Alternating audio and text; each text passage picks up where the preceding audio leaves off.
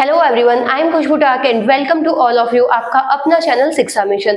तो आज की क्लास में हम समझेंगे कि अर्थ की सरफेस से अगर हम h हाइट ऊपर जाए तो वहां पे ग्रेविटी किस टाइप से चेंज होगी। प्रीवियस लेक्चर में हमने देखा था अर्थ की सरफेस पे हमें ग्रेविटी क्या मिलती है। तो स्टार्ट करते हैं क्लास को। A very good morning to all of you.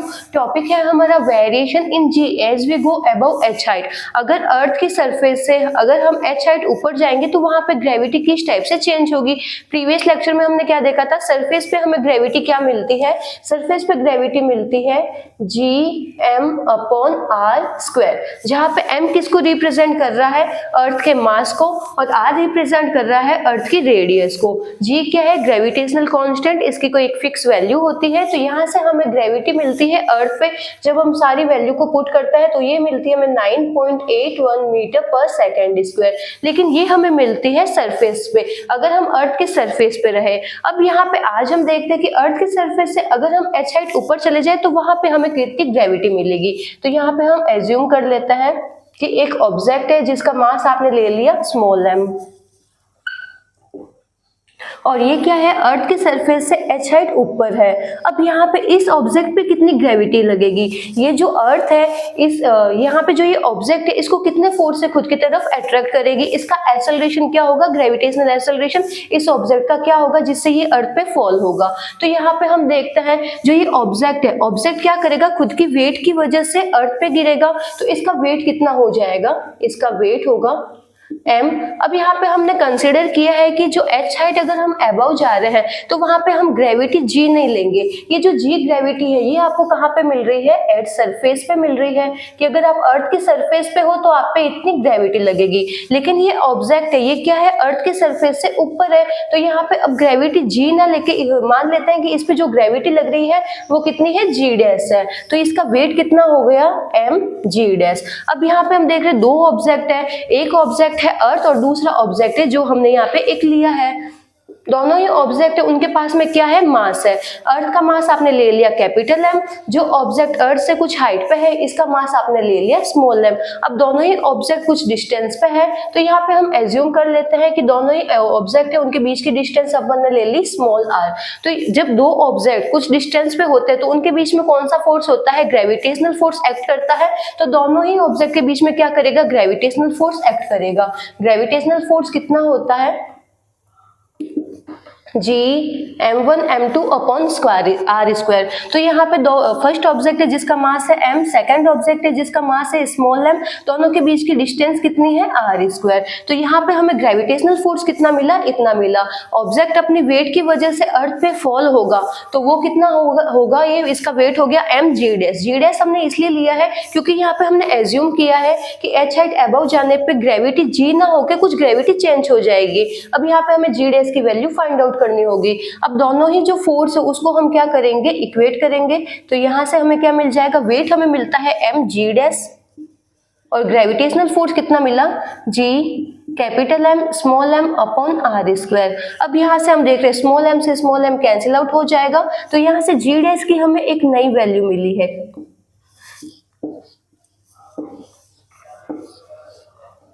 तो g डैश हमें कितना मिला है, Gm/r²। सरफेस पे कितना मिलता है, Gm/कैपिटल R², जहां पे कैपिटल R किसको शो कर रहा है, अर्थ की रेडियस को शो कर रहा है। अगर यहाँ पे हम इसको कंपेयर करें कि h हाइट और सरफेस दोनों के बीच में जो ग्रेविटी है उसका क्या रिलेशन है, तो यहाँ से हम देख सकते हैं कि जो ये टर्म है g is equal to Gm/r²। तो यहाँ से आपको Gm की वैल्यू कितनी मिल जाएगी, ग्रेविटेशनल एक्सेलरेशन इनटू r²। तो Gm हमें यहाँ पे भी मिल रहा है तो यहाँ पे हम ये वाली टर्म को यूज करते हैं। और जहाँ पे h हाइट पे जो ग्रेविटेशनल एक्सेलरेशन है, सरफेस पे ग्रेविटेशनल एक्सेलरेशन का उसके साथ में रिलेशन देखते हैं। तो ये आपको मिल गया g डैश। Gm की जगह हम ये टर्म यूज करेंगे gr²। तो यहाँ पे आपको मिलता है कि g dash is equal to Gr²/r²। अब यहाँ पे आप देखो जो स्मॉल r है वो किसको रिप्रेजेंट कर रहा है, स्मॉल r क्या है, दोनों ही ऑब्जेक्ट के बीच की डिस्टेंस। अर्थ है, अर्थ के सेंटर से आपने जो ऑब्जेक्ट लिए उन दोनों के बीच की डिस्टेंस को शो कर रहा है स्मॉल r।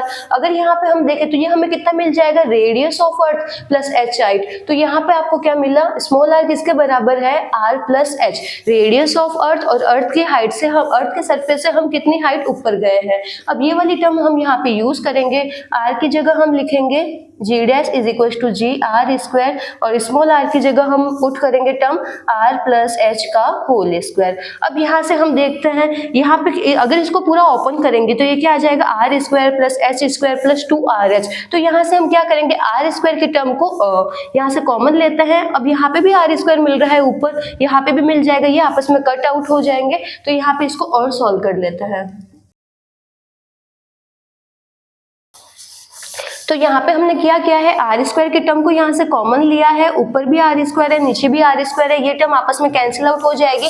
तो यहाँ पे आपको जो एच हाइट पे जो ग्रेविटी है उसकी सरफेस से ग्रेविटी के साथ में ये रिलेशन मिलता है। तो जी डैश की वैल्यू आपको क्या मिल रही है, तो एच हाइट पे ग्रेविटेशनल एक्सेलरेशन का सरफेस पे ग्रेविटेशनल एक्सेलरेशन के साथ में आपको ये रिलेशन मिलता है। अगर यहाँ पे हम एक अजम्पशंस ले कि यहाँ पे आपको रेडियस ऑफ अर्थ कितनी मिलती है, रेडियस ऑफ अर्थ होती है 6400 kilometre, radius of earth 6400 kilometre. तो ये वैल्यू बहुत ही ज्यादा है।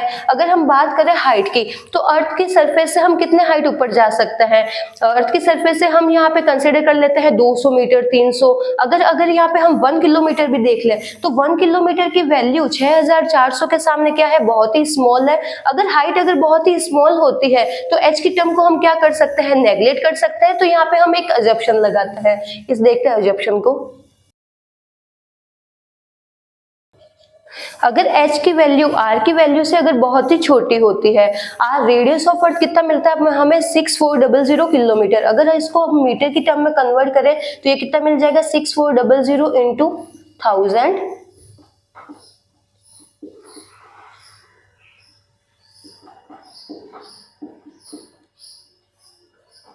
अब रेडियस ऑफ अर्थ आपको मिलती है 6.4 इंटू 10⁻6 मीटर। अगर उसके सामने हम मीटर की टर्म ले 200, 300, 400, अगर हम 1 किलोमीटर भी ले लें तो इसके सामने ये वाली टर्म क्या है, बहुत ही छोटी है।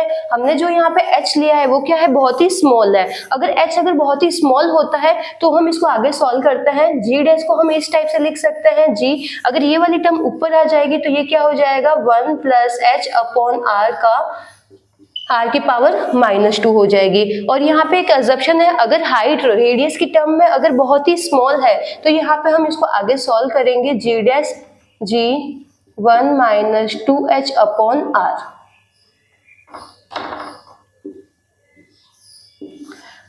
तो ये हमें और मिलता है कि एच हाइट पे जो ग्रेविटेशनल एक्सेलरेशन है सरफेस पे ग्रेविटेशनल एक्सेलरेशन के साथ में इस टाइप से ये रिलेटेड है। लेकिन ये अप्लाई होता है अगर हाइट बहुत ही स्मॉल होती है तो उस टाइम ये अप्लाई होता है, जबकि जो ये वाला केस है ये ऑलवेज वैलिड होगा। ये स्मॉल हाइट पे भी वैलिड होगा, अगर हाइट अगर ज्यादा है तो वहां पे भी वैलिड होगा। 100% ट्रू तो ये वाला है। और ये वाला क्या है, अगर हाइट आपको बहुत ही छोटी दे रखी है रेडियस की कंपेयर में, अगर मीटर की टर्म में दे रखी है 200, 300, 400, तो उस टाइम आप ये वाली वैल्यू को यूज कर सकते हो। तो जहां जिसको यहां तक नोट डाउन करना नोट डाउन कर लो, फिर इस पे करेंगे हम न्यूमेरिकल क्वेश्चन।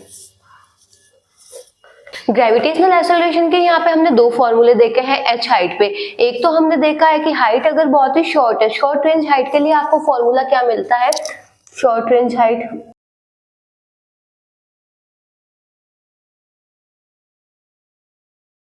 तो यहाँ पे हमने दो फॉर्मूले देखे ग्रेविटेशनल हाइट के। एट एच अगर आप सरफेस से एच हाइट अबव जा रहे हो तो वहां पे ग्रेविटेशनल एक्सेलरेशन कितना होगा।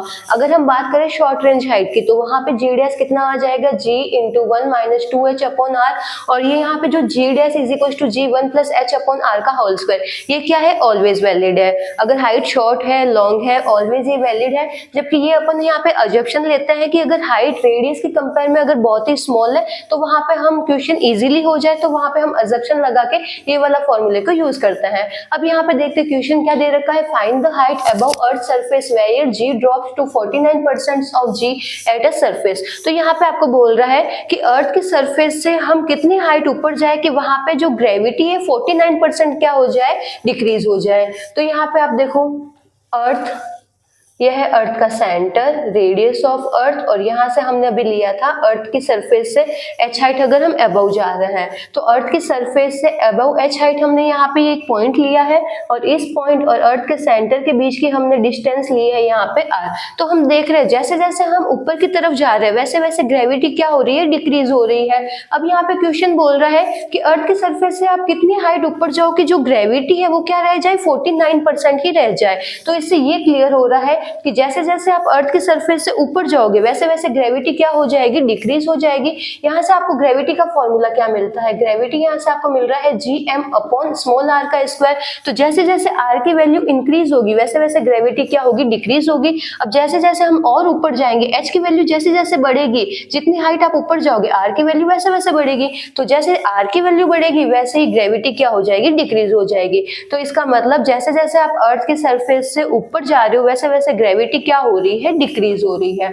अब यहाँ पे क्वेश्चन है कि अर्थ की ग्रेविटी सिर्फ 49% ही रह जाए, कौन सी हाइट पे आप जाओगे। तो यहाँ पे हम अब यहाँ पे देख लेते हैं कि यहाँ पे आपको जब हाइट है वो अच्छी खासी हाइट दे रखी है, अर्थ की जो ग्रेविटी है वो क्या हो जाएगी, सिर्फ 49% ही रह जाएगी। तो आप यहाँ पे बहुत ही अगर बहुत ही अगर बड़ी हाइट पे जाओगे तभी तो यहाँ पे ये ग्रेविटी 49% हो जाएगी। अगर हम शॉर्ट रेंज की बात करते तो वहां पे हम ये वाला फॉर्मूला अप्लाई करते हैं। ये वाला फॉर्मूला क्या है, ऑलवेज वैलिड है। तो यहाँ पे हम इसको यूज करेंगे। क्यों यूज करेंगे, क्योंकि यहाँ पे आपको जो हाइट दे रखी है वो शॉर्ट रेंज हाइट नहीं है। शॉर्ट रेंज हाइट में जो ग्रेविटी है वो 49% डिक्रीज नहीं हो जाएगी। तो यहाँ पे जो ग्रेविटी आपको कितनी दे रखी है, 49% ऑफ जी, 49% ऑफ जी। तो यहाँ पे हम ये वाला फॉर्मूले को यूज करेंगे, G dash is equal to G 1 plus h/r का होल स्क्वायर। अब ये बोल रहे हैं कि ग्रेविटी यहाँ पे h हाइट पे जो ग्रेविटी है वो कितनी परसेंट हो गई है, 49% ऑफ g। तो यहाँ पे g डैश हम ले लेंगे 49/100 इंटू g। अब g डैश की जगह हम ये वाली टर्म को यूज करेंगे। यहाँ तक क्लियर हुआ हमने ये वाली टर्म कैसे यूज की है, एक बार वापस समझ लेते हैं। Find the height above earth surface where G drop to 49% of G at a surface. तो सबसे पहले तो हम ये देखते हैं कि जैसे हम अर्थ की सरफेस से h हाइट अबव जा रहे हैं वैसे वैसे ग्रेविटी क्या होती है, डिक्रीज होती है। अब यहाँ से हम इसको समझते हैं, ग्रेविटेशनल एक्सेलरेशन आपको क्या मिलता है, Gm/r²। यहाँ पे जो ये ऑब्जेक्ट है, ऑब्जेक्ट से यहाँ पे अर्थ के सेंटर की डिस्टेंस हमने यहाँ पे ले ली है r²। तो जैसे r की वैल्यू इंक्रीज होगी वैसे ग्रेविटेशनल एक्सेलरेशन डिक्रीज होगा। अब r की वैल्यू किस पे डिपेंड कर रही है, r की वैल्यू डिपेंड कर रही है रेडियस ऑफ अर्थ पे और हाइट पे। रेडियस ऑफ अर्थ तो फिक्स हो गया 6400 किलोमीटर। अब यहाँ पे जो हाइट है, जैसे जैसे आप और ऊपर जाओगे वैसे वैसे रेडियस, ये जो स्मॉल r है वो क्या हो जाएगा, चेंज हो जाएगा, r की वैल्यू इंक्रीज हो जाएगी। जितनी अगर आप यहाँ पे अगर फर्स्ट एज्यूम करते हैं h यहाँ पे है तो r की वैल्यू कम, और ऊपर गए तो r की वैल्यू बढ़ी। ऐसे अगर आप और ऊपर जाओगे तो r की वैल्यू क्या हो जाएगी, इंक्रीज हो जाएगी। r की वैल्यू जैसे बढ़ेगी g की वैल्यू वैसे कम होगी। तो अर्थ की सरफेस से ऊपर जाने पे ग्रेविटी क्या हो जाती है, डिक्रीज हो जाती है। अब यहाँ पे इन्होंने एक पॉइंट दे रखा है, वहां पे जो ग्रेविटी है, इनिशियल ग्रेविटी मतलब सरफेस पे जो ग्रेविटी है उसकी 49% रह गई है। तो यहाँ पे हम एज्यूम कर लेते हैं कि अर्थ के सरफेस की ग्रेविटी की यहाँ पे 49% रह गई है। तो यहाँ पे हमने जी डैश ले लिया 49/100 इंटू जी। अब यहाँ पे हम ये वाला फॉर्मूले को अप्लाई करेंगे, क्योंकि ये वाला जो फॉर्मूला है वो कहाँ पे अप्लाई होता है, ओनली शॉर्ट रेंज हाइट पे अप्लाई होता है। अब ग्रेविटी जब 49% रह जाएगी तो यहाँ पे जो हाइट है वो शॉर्ट रेंज हाइट तो नहीं है, तो इसलिए हमने ये वाला फॉर्मूले को यहाँ पे यूज किया है। यहाँ पे टर्म को लिखा है, अब यहाँ पे जी से जी आपस में कैंसिल आउट कर देंगे। यहाँ पे हमें क्या मिलता है 49/100 और इस साइड में मिल रहा है 1/1 प्लस h/r का होल स्क्वायर। दोनों साइड में हम रूट लेते हैं तो यहाँ से आपको क्या मिल जाएगा 7/10 और यहाँ से मिल जाएगा 1 प्लस h/r। क्रॉस मल्टीप्लाई करते हैं, इसको सॉल्व करते हैं और यहाँ पे वैल्यू फाइंड आउट करते हैं।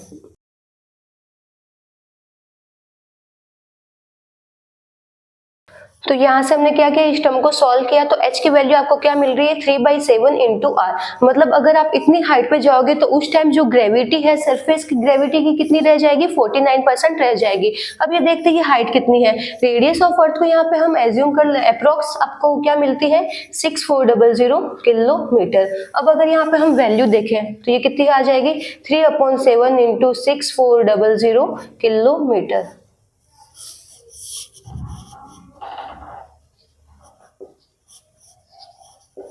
इसको सॉल्व करते हैं।